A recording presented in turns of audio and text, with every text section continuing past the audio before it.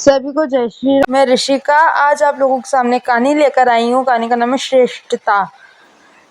ठंड के मौसम में कुछ बंदर न्यासर वन के पेड़ों की डाली पर ठिठुर रहे थे।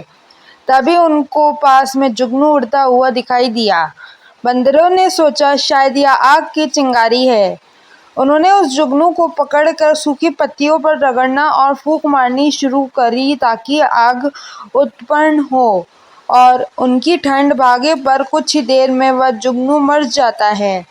बगल की डाली पर बैठी अनवी चिड़िया ने बोला, अरे यह आग की चिंगारी नहीं जो तुम लोग इससे आग निकाल रहे, यह तो एक जुगनू है। क्या तुमने मुझे इसे खाते हुए नहीं देखा? यदि यह आग की चिंगारी होती तो मैं जल नहीं जाती। तुम लोग बेकार की मेहनत कर रहे हो। इतना सुनते ही उन बंदरों को गुस्सा आ जाता है और वे चिड़िया को मार देते हैं। ध्यान देने वाली बात यह है कि नवनीत हमारी आधी जिंदगी ऐसी ही कई बेकार प्रयासों में बीत जाती है। कोई शीशे में अपना चेहरा देखकर अभिनेता बनने चल पड़ता है तो कोई गायक को देखकर गायक बनने का सोचने लगता है। ऐसे बहुत से उदाहरण हैं, पर जीवन बीत जाता है और सफलता हाथ नहीं लगती। क्या हम आग की आशा में किसी न किसी जुगनू को नहीं फूंक रहे? जब चिड़िया ने बंदरों को समझाया तो उन्होंने उससे गुस्सा होकर मार दिया। उसी तरह हमारी ज़िंदगी में भी अगर हमें कोई कहता है कि जो तुम सपने देख रहे हो वो सही नहीं है, तो क्या हमें भी गुस्सा नहीं आता?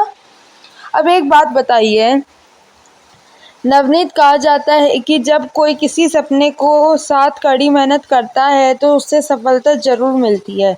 वहीं दूसरी ओर यह बोला जाता है कि हर सपना सच नहीं होता। तो हम क्या माने और क्या ना माने?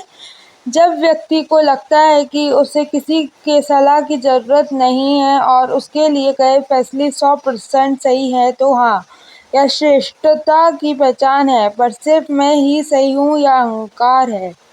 कहानी के बंदरों ने चिड़िया को मारते समय यही बोला था कि हम इतने बड़े और ताकतवर हैं, हमें तुम्हारे सलाह की आवश्यकता ही नहीं।